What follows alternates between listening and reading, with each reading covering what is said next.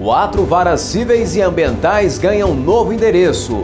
Você vai ver também que conciliações na área da família têm resultado positivo. E ainda a despedida do desembargador José Lenar, que deixou o Tribunal de Justiça do Estado de Goiás. E em nossos estúdios, uma entrevista com o juiz Rinaldo Aparecido Barros. Ele veio falar sobre o tráfico de pessoas. Estes são os destaques do Agenda Judiciária, a sua revista eletrônica semanal que está no ar.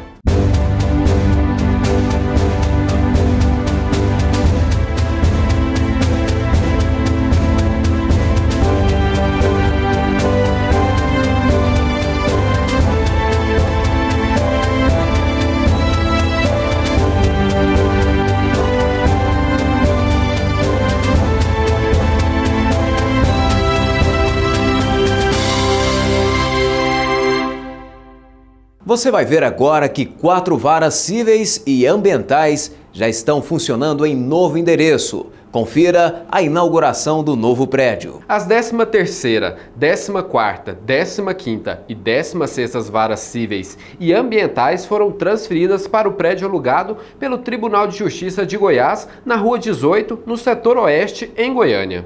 Entre os vários beneficiados, os juízes representantes de cada uma das varas não escondiam a expectativa. Mais do que os processos aqui nesse novo prédio, eu acredito que tanto os servidores, os magistrados e principalmente os jurisdicionados se sentirão mais acolhidos, com maior estrutura para o desenvolvimento das suas expectativas, né? Seja através dos processos que aguardam os andamentos e até mesmo no atendimento, que é fundamental na gestão processual e na gestão humana.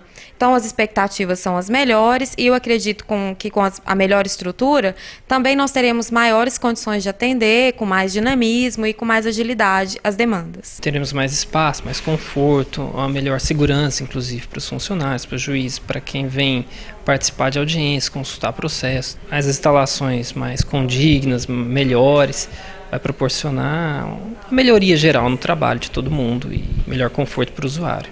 Cada uma das 4 varas possui mais de 6.000 processos, o que dá no total de mais de 25.000 processos. Com a nova instalação, não só o magistrado sai ganhando, mas também o público. A melhoria da condição de trabalho e prestação jurisdicional são alguns dos objetivos traçados pelo presidente do Tribunal de Justiça de Goiás, desembargador Leobino Valente Chaves. Para que nós possamos ter uma desenvoltura melhor de trabalho, porque o ser humano é uma máquina, mas é uma máquina humana, é a mais perfeita de todas as máquinas, que foi feita por Deus, mas é uma máquina que para trabalhar é preciso que seja também lubrificada, é preciso também que tenha a sua estruturação adequada para desenvolver essa atividade melhor. Então esse é o nosso desafio, é dar condições de trabalho para que o trabalho possa ser bem desempenhado. Diretor do Foro da Comarca de Goiânia, o juiz Átila Naves Amaral, chegou com a sensação de dever cumprido. A determinação do presidente de que fossem instalados os 2 juizados, o da Mulher e da Fazenda Pública, e mais as 4 varas cíveis e ambientais. Fizemos essa instalação, houve algum transtorno de espaço, mas agora com esse prédio aqui na Rua 18, nós estamos retirando 4 varas do Fórum da 19 e eu tenho certeza que nós vamos melhorar tanto o espaço físico para os nossos serventuários trabalhar, para os nossos magistrados, como e principalmente, que são os destinatários primeiros dos nossos esforços, a população e a comunidade que nós servimos e atendemos.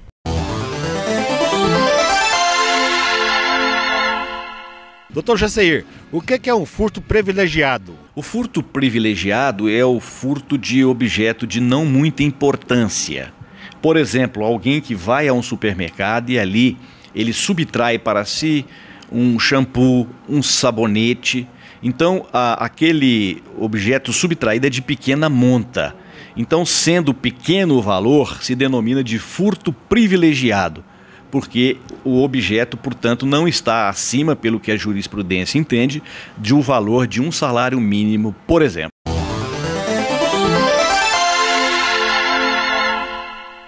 Você vai ver agora que o trabalho de conciliação na área da família teve um resultado positivo. E na sequência, você confere como foram os preparativos para a Semana Nacional de Conciliação. quero resolver o caso da minha pensão, né? Que tem 2 meses que eu dei a entrada e acredito que agora venha solucionar, né? O meu caso. Há 10 anos que eu já estou separada, mas há 6 meses eu procurei, né, dar entrada no processo de divórcio. Tem 2 anos e meio que eu estou com a pensão da minha filha, que acho que agora vai dar tudo certo. Estes são alguns dos vários casos que envolvem os processos relacionados à área de família. Todos que chegam ao Fórum Criminal de Goiânia carregam a esperança de uma solução para o processo. A juíza da 6ª Vara de Família e Sucessões, Vânia Jorge da Silva, está responsável por quase 5.000 processos. Ela faz questão de acompanhar de perto cada uma das bancas de conciliações. As partes se sentem mais valorizadas com a presença do juiz e também sentem um pouquinho mais de respeito e ver que a justiça participa realmente desse movimento. O juiz presente também pode auxiliar os conciliadores em qualquer problema que surja, né? Um andamento processual, remarcar uma audiência ou mesmo uma conciliação. As audiências da área de família possuem um diferencial. Elas contam com a participação direta do Ministério Público. Nós tentamos buscar a conciliação nas causas que envolvem os menores, como alimentos, revisão de alimentos, a guarda e até mesmo em divórcio também, quando é abrangido esse aspecto da guarda e alimentos no divórcio para os filhos menores. E algumas ações o Ministério Público também propõe, como também de alimentos e investigação de paternidade.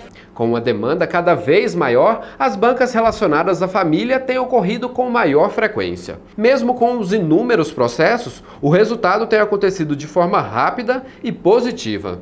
Até outubro deste ano, mais de 2.000 audiências foram realizadas, sendo que em mais de 60% delas, as partes envolvidas chegaram a um acordo. Nós temos tentado realizar audiências de conciliação quase diariamente, em razão da grande demanda, do grande número de processos. Nós temos tentado dar prioridade a sempre tentar solucionar o conflito por meio da conciliação. Somente quando não é possível a conciliação é que se passa à fase seguinte, que é o julgamento do processo. Durante uma coletiva realizada antes de iniciar a Semana Nacional da Conciliação, o juiz auxiliar da presidência, Donizete Martins de Oliveira, explicou como vai funcionar o atendimento durante todo o evento, que ocorre até o dia 14 de novembro. A população pode participar solucionando os seus litígios, descongestionando a taxa dos processos em tramitação. Só para se ter uma ideia, às vezes um processo que levaria um curso normal de 2, 3 anos, as partes sentam frente a frente, questão de 20, 30 minutos, chega a um acordo, lavra-se um acordo e o juiz que está ali presente homologa. Então coloca fim ao litígio. Então os benefícios são nesse sentido de que a taxa de congestionamento de processo seja diminuída e também a cultura da paz, ou seja, a conciliação, seja disseminada na sociedade. Cerca de 43 juízes e 320 conciliadores vão participar de aproximadamente 100 bancas montadas na capital, Rio Verde e Caldas Novas. Tudo isso para alcançar a meta de 20.000 acordos. E no próximo bloco, tudo sobre a despedida do desembargador José Lenar, em instantes, aqui no Agenda Judiciária.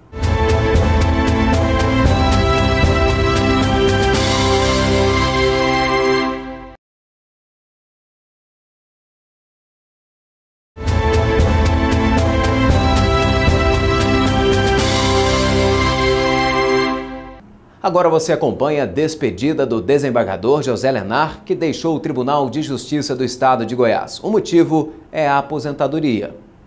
A Seção Criminal do Tribunal de Justiça de Goiás homenageou o desembargador José Lenar. A homenagem começou com uma fala emocionada do desembargador Luiz Cláudio Veiga Braga, que depois passou a palavra para os seus colegas de sessão, advogados e imprensa. O desembargador Lenar é um homem de gestos simples, um homem afável, cortês, mas acima de tudo, de postura ética irrepreensível, um homem de qualidades intelectuais invejáveis e tem sido, ao longo dos anos, um mestre, um ensinador para todos que passaram e atualmente integram o Tribunal de Justiça. Simplicidade e humildade são duas características do desembargador. Natural de Porto Franco, no Maranhão, veio para Goiás ainda jovem. Aqui foi advogado, delegado, promotor e procurador. Foram 37 anos de carreira jurídica, 15 anos na magistratura e 49 anos de função pública. O desembargador José Lenar representa uma das melhores lideranças, um dos mais conceituados julgadores e um gestor que marcou época na história administrativa do Poder Judiciário. Um julgador criminalista, mas ao mesmo tempo também conhecedor do processo civil, porque é professor. Então ele unia a condição de professor, de julgador e de gestor, de muita competência, de muita qualidade. É um homem que vê o mundo pelos olhos do sentimento, pelos olhos da sensibilidade. Em sua última sessão na Corte Especial, o desembargador José Lenar também foi homenageado. O presidente do Tribunal de Justiça de Goiás, desembargador Leubino Valente Chaves, foi quem iniciou a cerimônia. Todos os desembargadores presentes no plenário deixaram mensagens. O Poder Judiciário é devedor do desembargador Lenar, pelo fato de ter aqui engrandecido essa casa, engrandecido o Poder Judiciário com a sua honestidade nas decisões, com seu brilhante conhecimento, com a sua competência. Então, nós somos realmente devedores desse homem. E o desembargador Lenar é uma figura que vai deixar o seu nome marcado indelevelmente na história do Tribunal de Goiás. Ele foi presidente e ele deixou a sua marca, uma administração planejada, uma administração que mudou a história da Justiça de Goiás. O desembargador Lenar é um homem bom, um homem culto, um homem honesto, um homem simples, sobretudo um homem simples. José Lenar deixou a magistratura porque fez 70 anos, depois de ouvir vários depoimentos dos colegas de profissão e agradecimento dos servidores. O ex-presidente do Tribunal de Justiça de Goiás, que até hoje é admirado por muitos dentro do judiciário goiano, também fez suas saudações aos colegas. A virtude da humildade é a principal no julgador. Um julgador que não sabe ouvir, que não sabe se corrigir, que não sabe olhar as pessoas com esse olhar de piedade, ele não pode ser um bom julgador. Não a piedade que nos permite, que engana, mas a piedade que nos faz olhar com os olhos da alma a pessoa. Então, eles não se enganaram. Eu sempre procurei ser humilde, ouvir as pessoas, me corrigir, tratá-los bem. Não sou incapaz de maltratar uma pessoa. Dizer, às vezes posso até ficar com raiva momentaneamente, mas não consigo guardar ódio na vida. Tive muitas desilusões, muitos tropeços na minha vida profissional, muitas desilusões até mesmo, dizer, que me fizeram sofrer muito, mas nunca guardei ódio, mágoa de ninguém. Eu procurei exatamente ser humilde para obter o respeito, a admiração de todos, mas nunca tive medo de decidir, nunca tive medo de tomar decisões que são necessárias. Tive coragem moral, sempre tive na minha função pública, na minha atividade, sempre tive moral de enfrentar todas as vicissitudes que se apareceram na minha vida. Nunca regateei, nunca fugi da luta, mas com humildade, com respeito, com admiração, com sabedoria. O homem que não é humilde, ele não é sábio, com sabedoria. Não temos dúvidas que José Lenar deixará saudades. E se você tem alguma dúvida com relação à palavra, termo ou algum significado do mundo jurídico, fique atento, porque começa agora o quadro Juridiquês.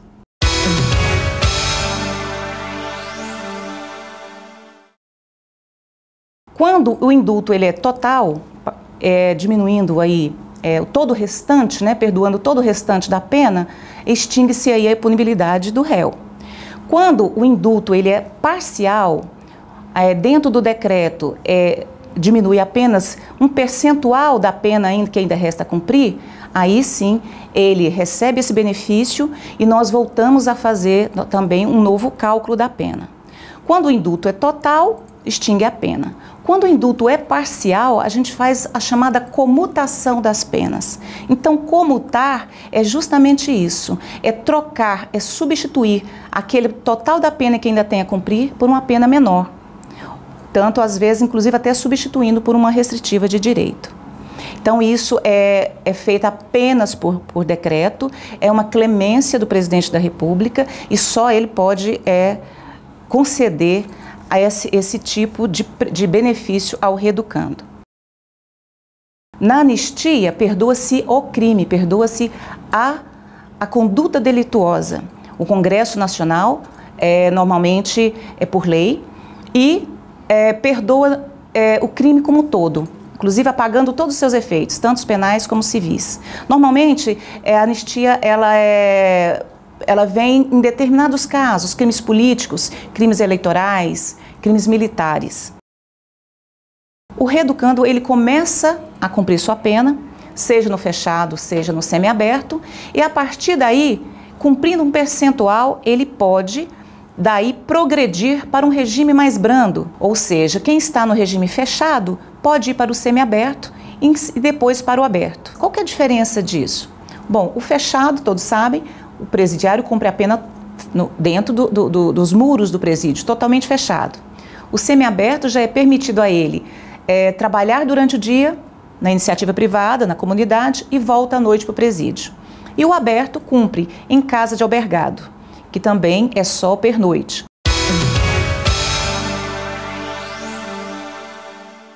E já no próximo bloco, no quadro Justiça em Foco, nós vamos falar sobre tráfico de pessoas com o juiz Rinaldo Aparecido Barros. É daqui a pouquinho, aqui no Agenda Judiciária.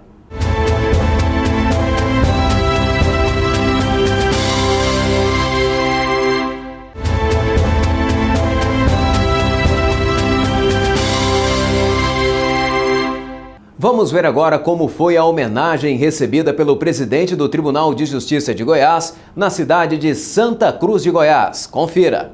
A Câmara Municipal de Santa Cruz de Goiás, representada pelo vereador e presidente Darlan Amâncio de Paula, reuniu no Centro de Convivência da cidade magistrados, autoridades e moradores para homenagear o maior representante do Poder Judiciário goiano, com o título de Cidadão Santacruzano. Nós estamos agraciando o presidente do Tribunal de Justiça com o título de cidadão santacruzano pelo fato de estar prestando para a nossa comunidade, para a nossa comarca, um grande serviço, que é a autorização, a ordem de serviço para a construção da nossa sede definitiva do Poder Judiciário na comarca de Santa Cruz de Goiás. O diretor do Foro da comarca de Santa Cruz, Nivaldo Mendes, em seu discurso agradeceu o presidente pelos relevantes serviços prestados à comunidade local e também lembrou que foi nessa gestão que iniciou a licitação para a construção do novo fórum no município. A gente fica muito feliz em otorgar esse título de cidadão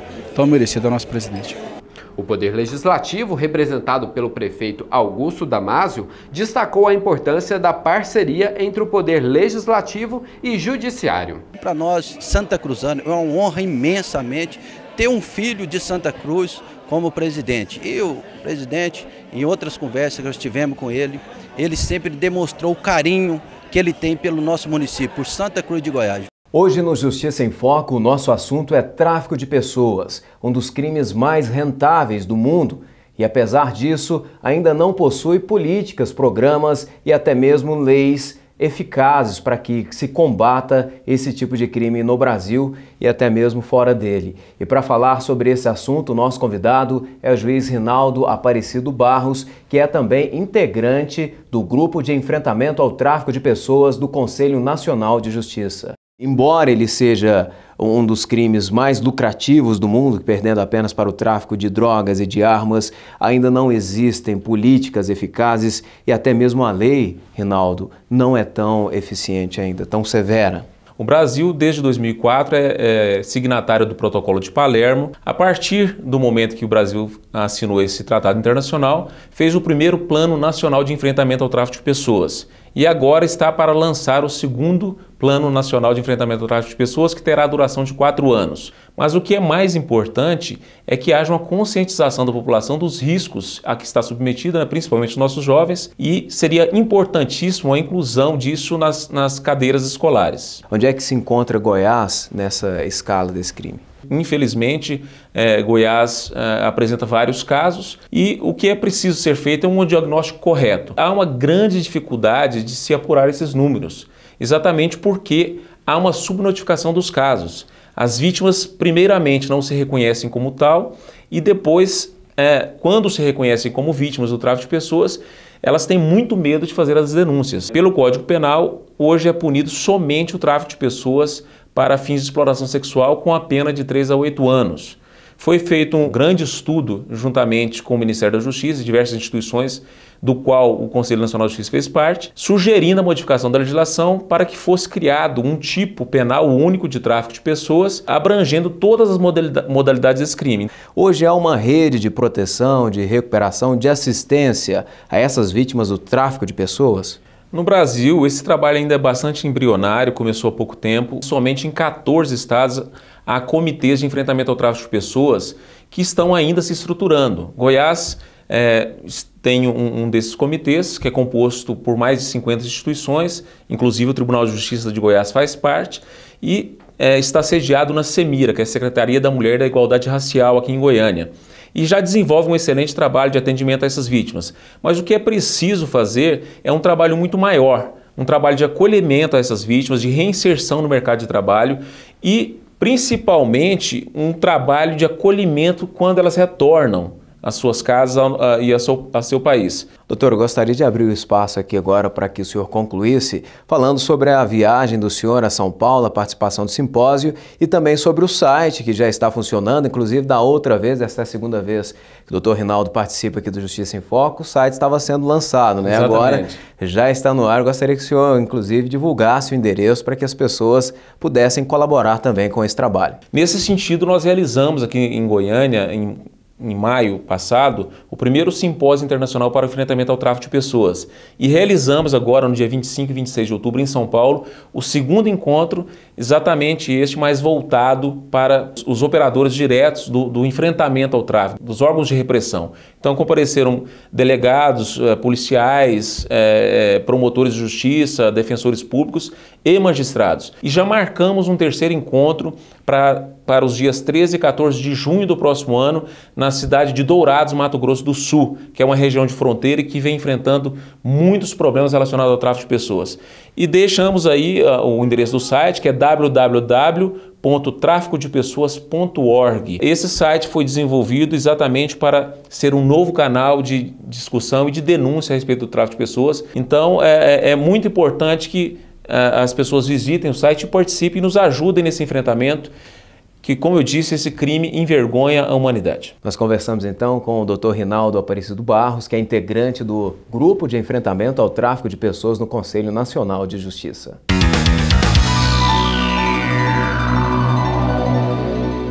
Definida a sentença condenando os acusados de latrocínio contra Michele Muniz do Carmo. Ela foi morta no dia 21 de abril em frente a uma distribuidora de bebidas localizada na Avenida T63, no setor Bueno, em Goiânia.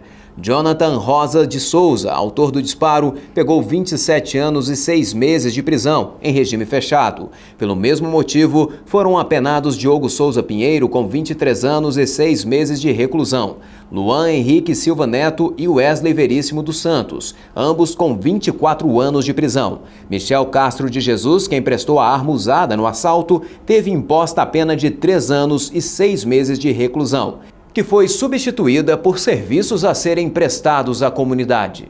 E acatando os argumentos apresentados pelo Estado de Goiás contra a Associação dos Papiloscopistas Policiais do Estado de que a greve é ilegal, o desembargador Carlos Escher concedeu liminar em ação civil pública, suspendendo a greve dos papiloscopistas da Polícia Civil do Estado de Goiás, sob pena de multa diária de R$100 mil em caso de descumprimento. No seu entendimento, é inadmissível a fixação de apenas 30% dos papiloscopistas para fazer determinados serviços, como levantamento papiloscópico em local de crime, considerado inadiável, em razão do risco de destruição ou perecimento de provas. Em razão da greve da Polícia Civil, mais uma decisão foi tomada, desta vez com relação à liberação do corpo de uma mulher.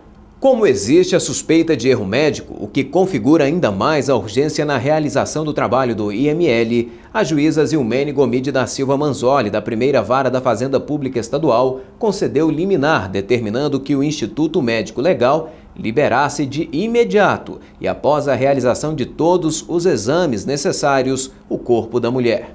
Mais informações você pode acompanhar no site do Tribunal de Justiça, no endereço que aparece aí na sua tela.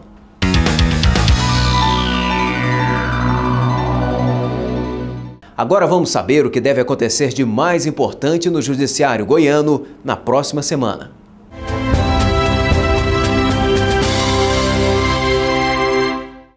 Cursos em Goiânia. Nova ortografia da língua portuguesa, dias 13 e 14 de novembro. Introdução à avaliação para oficiais de justiça, dias 13 e 14 de novembro. E hoje, dia 10 de novembro e também amanhã, domingo, continua a Semana Nacional de Conciliação, que se estende até o dia 14 de novembro. E você fica agora com a homenagem para os aniversariantes da Justiça Goiana da próxima semana. Diego Custódio Borges, dia 11, comarca de Bom Jesus de Goiás. Christian de Medeiros, dia 13, comarca de Novo Gama. Luiz Henrique Lins Galvão de Lima, dia 13, comarca da cidade de Goiás. E termina aqui mais uma edição do Agenda Judiciária. Obrigado pela companhia. Até a próxima semana. Tchau.